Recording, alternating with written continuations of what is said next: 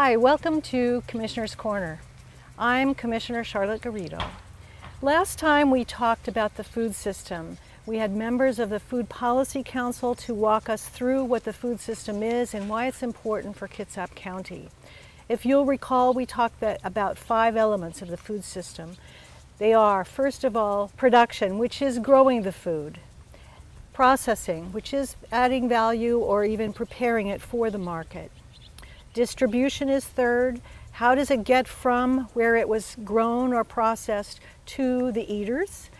Fourth is consumption and especially equitable access. And fifth is waste management. How do we manage the waste generated by food products and the packaging that brings them to us? That was an excellent conversation, but today we're on a field trip. What fun is that? We're going to visit a farm, a dairy farm, a winery, a helpline operation, as well as we're going to take a look at a restaurant that prepares locally grown foods.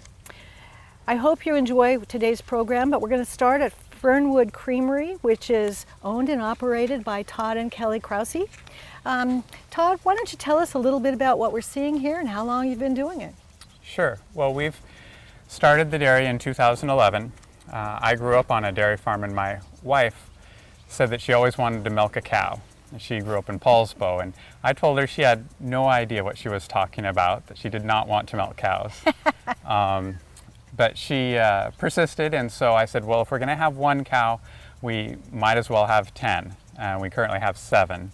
But so we just started out with 1 or 2 cows, and the ladies are out in the field there, and started milking them. We just really believe strongly in family, and with my wife and boys, and wanted to have an opportunity where we could work together as a family, not just play together as a family, but work together and contribute to the community. And so that's kind of why we started it. Great. And so what's an average day like operating dairy? Is there an average day? Well, there are a lot of average days. So one thing that's different about dairy compared to gardens or growing crops is that the cows have to be milked twice a day, every day. Mm-hmm. And it doesn't matter what else happens in your life. One of your little boys cuts the end of his finger off and we go to the emergency room, the cows still need to be milked. The shop burned down. The cows still had to be milked. There's that grounding. So a typical day, we get up in the morning and milk the cows. I usually milk in the morning, and Kelly usually does the bottling. In the summertime, we're moving sprinklers to irrigate so the cows have fresh pasture to eat. And then in the wintertime, instead of moving sprinklers, there's the kind of the feeding and then handling the manure that happen. And so the chores kind of happen on a twice-a-day basis. We also have an intern that lives here on our farm, and so she does a lot of the evening milkings, and then we have another gal who comes in and milks for us a couple times a week. So many dairy farmers, they get tied to their farm. They have a 12-hour leash and they can never leave. And so we wanted to set it up so that we could have family life and participate in church activities and other things where we're not absolutely tied to the land. So you have an intern, and in the old days it used to be that farmers helped one another. Are there some allies in that arena here in South Kitsap? Sure. Yep. Yeah. And most of the farms we have are part-time farms. Where I have a full-time day job and then come and do this in the morning and evenings, and of course Kelly and the boys worked there too. And I think that's the case with most of the farms. Mm-hmm. And so certainly there's cooperation among the farmers and sharing advice, and occasionally if we run out of milk, we go to one of the other farms and bring their milk to our fridge so that people don't come to an empty fridge. Mm-hmm. So you're mentioning the fridge. One thing that I think is impressive about your operation is you're not only a farmer and producer, but you also process the milk. And you are a distributor because people can come here. We primarily just sell milk here at our farm stand, and we love the idea that people can come out, they can see the farm, ask us questions, see how the cows are being raised, and we believe that the safest food is customer inspected food. Indeed. And so, and when we know who grew it, it's a lot more relationship and accountability between the two. yeah, there's a level of trust there, and so and we do relatively little processing. We chill the milk right away, and we filter it and bottle it, and that's all the processing we do. You also sell eggs. I We saw s- them on your website. We sell a few eggs. Yeah, the eggs are more, our main focus is the dairy, and then we have a flock of chickens, and it ranges anywhere from maybe 30 birds up to 120 birds or so. And we just sell whatever extra eggs we have. So sometimes there's eggs in the fridge and sometimes there's not. Gotcha. So you also have mentioned the word sustainability to me, and that's an important part of having a healthy food system, is making sure that you are attending to a healthy environment, equitable access, and that you are also attending to the economy, the local economy, your own economy and the local economy. What are some of the practices that you use for sustainability? And maybe I'll just prod you a little bit, because I know that you've done some waste management practices here on the farm. What does Sure. that look like? Sure. So for sustainability, one of the big things is, effectively utilizing the pasture. So we break our fields up into small paddocks, let the cows graze through each one as they move along. And of course, as they do that, they drop their piles, and that becomes the fertilizer. We also, in the wintertime, collect all their manure and store it in a safe location where it can't run off. And then we let that kind of dry out through the summer. And then in the fall, we spread the manure on the fields, and as part of as our fertilizer. And so it's a nutrient cycle where the cows eat the grass, and in the winter they eat hay, and then the manure that they produce, as well as the milk, goes out on the fields. Great. So what's your favorite part of having your own farm? Golly, there's a lot of things that I really enjoy. And one of the neat things about what we're doing and doing a small farm like this is the appreciation you get from your customers. There's so many, farmers that work so hard all day, every day, and they never get a thank you.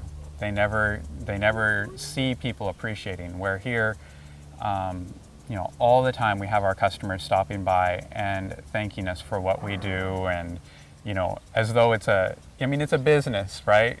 But it's a good business. But it's a ministry, and it's a service to people too, and just to hear that appreciation is very fulfilling. Right. And then having something to do together as a family, Well, I can't tell you thank you enough for spending some time telling us about your farm and your family.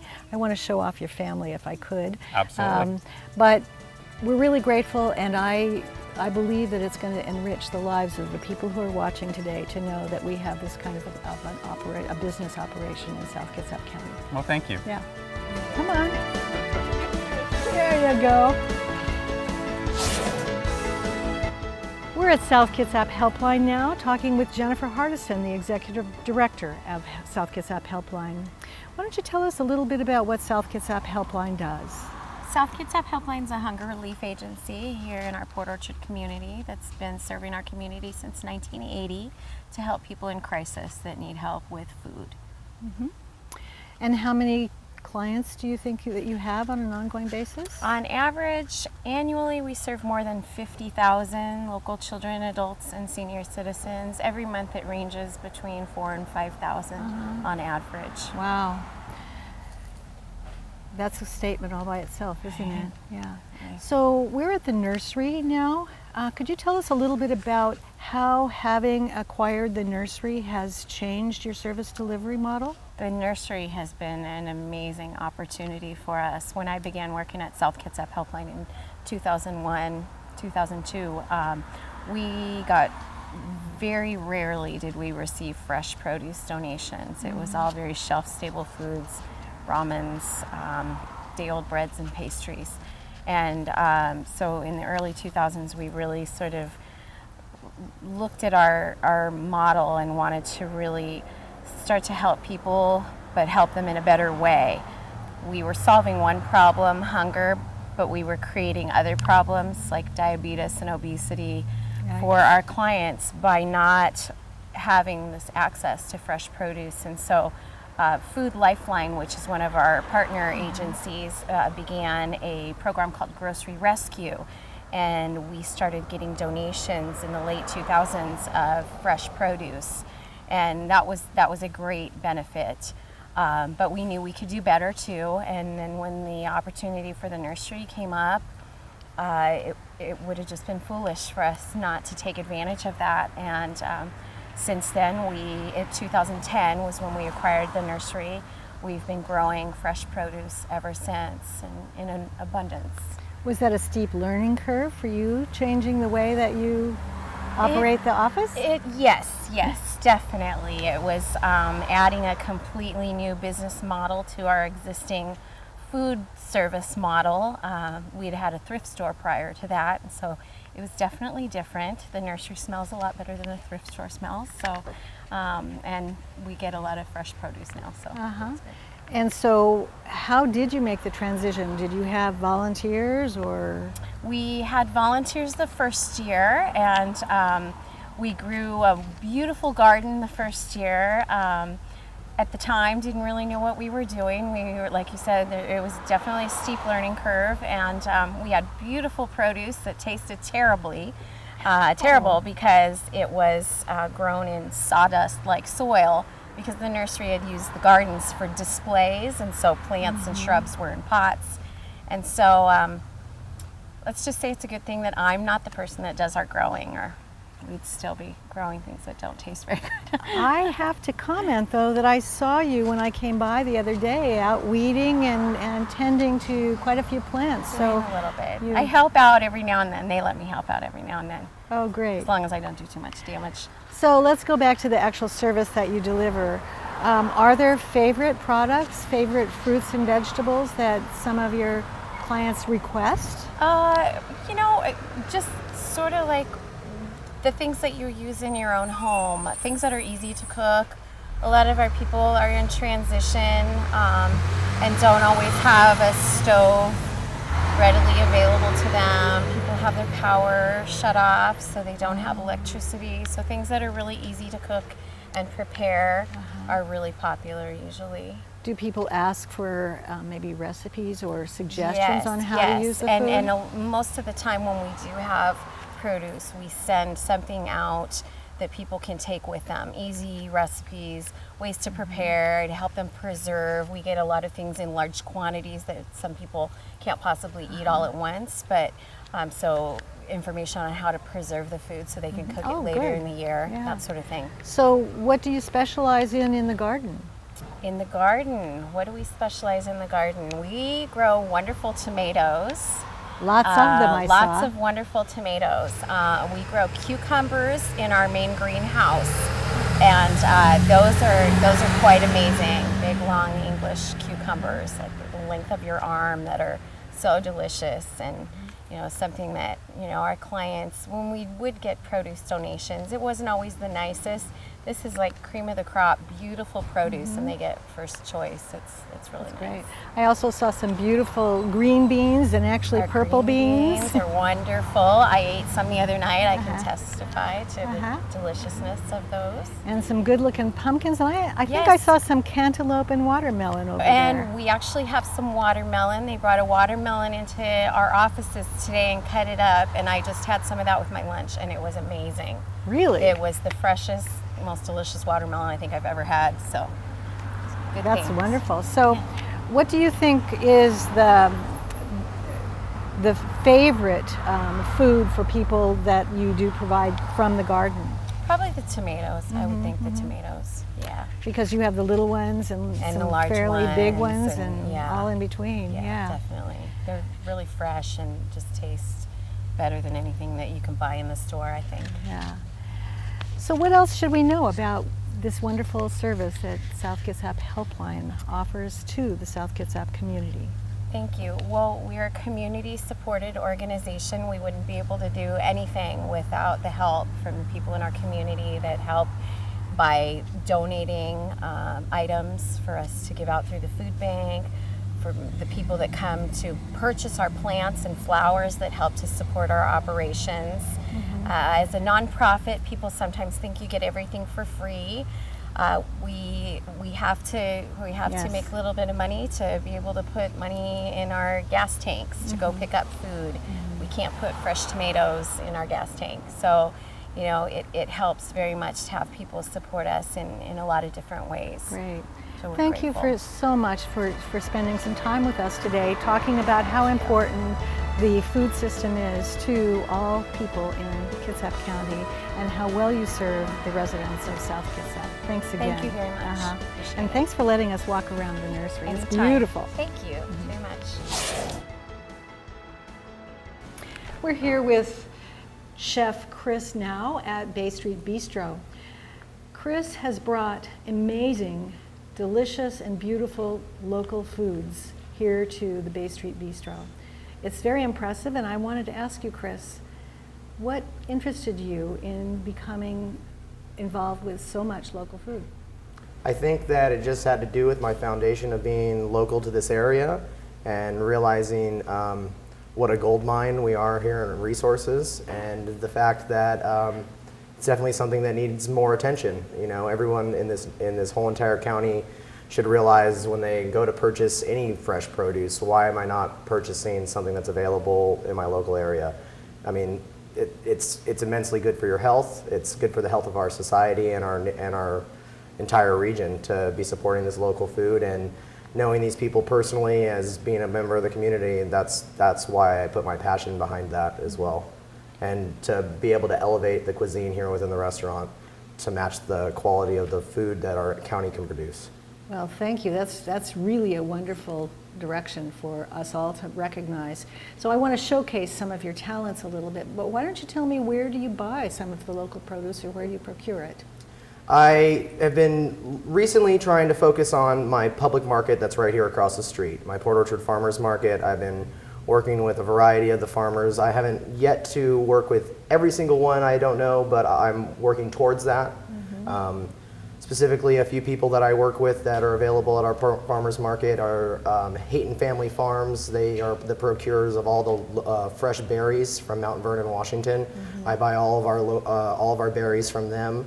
A variety of my farm-to-table items that I serve every night are family-style vegetable plate. That's part of our normal dinner service. We've been on a nightly basis featuring a new farm-to-table item, like the tomatoes here we have at the table. These are from Harlow Gardens on Kitsap Lake. A friend of mine, Doug Millard, grows all this stuff himself. It's a completely one-man operation farm. I mean, he gets some help here and there, but he's a one-man show, and he grows, I want to say, almost 100 varieties every year of some really extremely rare heirlooms. I've seen plants out of his garden that I've never seen before, all kinds of different things. Him and a few other farmers that I know from the market, Michelle, the market manager, I've been working with her to try and get more and more people in my repertoire of farmers. And one of the newest things that we just had come to the market is Micron Greens, and a company out of Bremerton, two young brothers, Angel and Ezra. They run a microgreen operation that is really, really streamlined, and a lot of people are getting excited about it. They've been selling out. They've only been open 2 weeks. So this is a variety of the microgreens from Gaia's Gift in Bremerton. Really excited about this product. We're the only people in the county right now serving this in our restaurant. And the best thing about these microgreens is they're packed with nutrients. Some of these varieties have up to 40 times more nutrients in them than the full-grown variety by weight. So an ounce of this can have 10 to 40 times more nutrients. And so, do you have a favorite? Out of my favorite, I usually lean towards the beets. I like the beets for the color on the plate. They didn't have any today, but one of the products that they've been selling out of is sunflower sprouts, which are amazing, and they're about yay long, and they just look just like you would think. They're a little sproutling of sunflower and packed full of protein. I'm pretty sure these may be some type of zebra stripe or Cherokee. These are just a standard Roma tomato and Italian Roma. This is, I think, a tangerine, and then this is a sun gold yellow. And so these are different varieties that are all seen right here. This is the orange one. There's some other varieties in the mix, but I just figured we'd go taste for taste and Great. check it out. Great. Which one do you want to start with? Let's You wanna start with this that one, yeah. Let's go for it and see what we taste. Yum. I'm not sure which one's my favorite. Which one was yours, maybe? It's hard to say. I mean, you don't have to put so much pressure on the tomato itself, but Yeah, they're each so different, but I really, really like the first one and the tangerine one. I agree. I kind of knew that I would lean towards those ones because those are usually my favorite varieties, are the ones that are dark on the inside with the green stripes, the zebras or the Cherokee Reds or something of that variety. But the tangerine ones are really good. So this week we have some new cheeses in-house, a lot of fun ones. The closest to you, that's the Rogue River Blue. It's a very Oh, high yes. quality blue from the Rogue River down in Oregon. This is a soft ripened goat cheese known as the Humboldt Fog. I know that I'm crossing some boundaries with calling Northern California the Northwest, but I'll say they do make some nice cheeses. Yeah. And this is the most local cheese that we have here. This is a Washington State cheese from Beecher's in downtown Seattle at the Pike Market. This is their No Woman, No Cry. It's seasoned with Jamaican jerk seasoning. And the reason we selected this cheese this week is because that'll be our featured menu on Sunday night. We're doing Jamaican Sunday Supper. So every Sunday Supper we do a different cultural theme or a fantasy theme, but every Sunday Supper we choose a theme, and so this week's Jamaica. Well, and that's my very favorite cheese. Good. So maybe we want to finish with that and save the best for last. Would you like to try these, or do we want to just... You know, we're running a little short on time. Yeah, that's what I was Why thinking. don't we sign off Yeah. and thank folks for being here, Yeah. and remind them to buy local foods and eat local foods because they're good for us and they're delicious and they're easily available right here in South Kitsap and all of Kitsap County. Thanks for joining us, and we're going to just sit here and enjoy cheese for a little bit. Where'd you get your bread? Our bread is locally sourced. It's from Essential.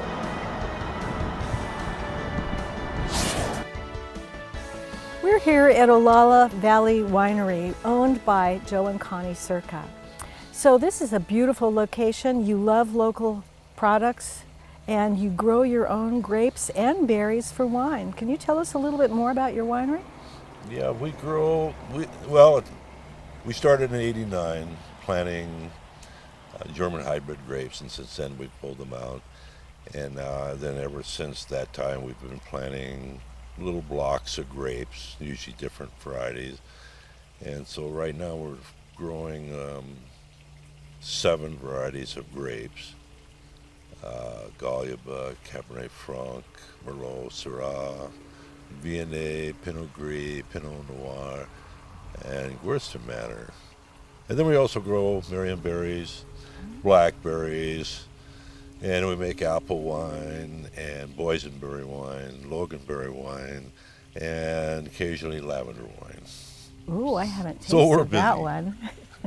Well, it's not for everybody. It can be intense.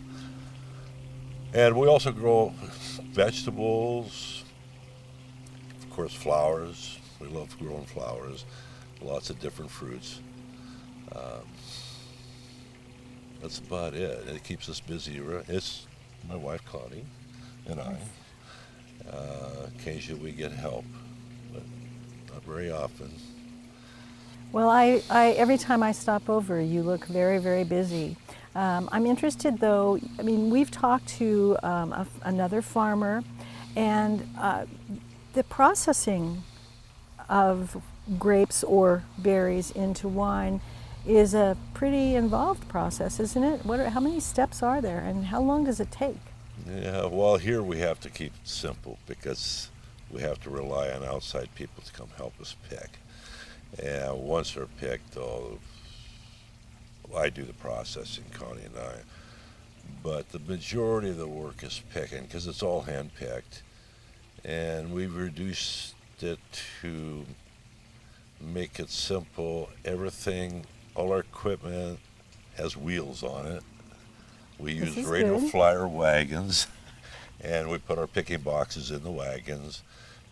People pull the wagon down the row and put the grapes into the picking boxes, then roll the wagons back to the tractor, which takes them down to our processing area, and then they're immediately crushed, and process starts from then. If it's red grapes, we'll go ahead and next day add yeast to the red grapes and start the fermentation process. If they're white grapes, the following day after picking, we'll press them, and then we'll ferment the juice. And what kind of wines are you making?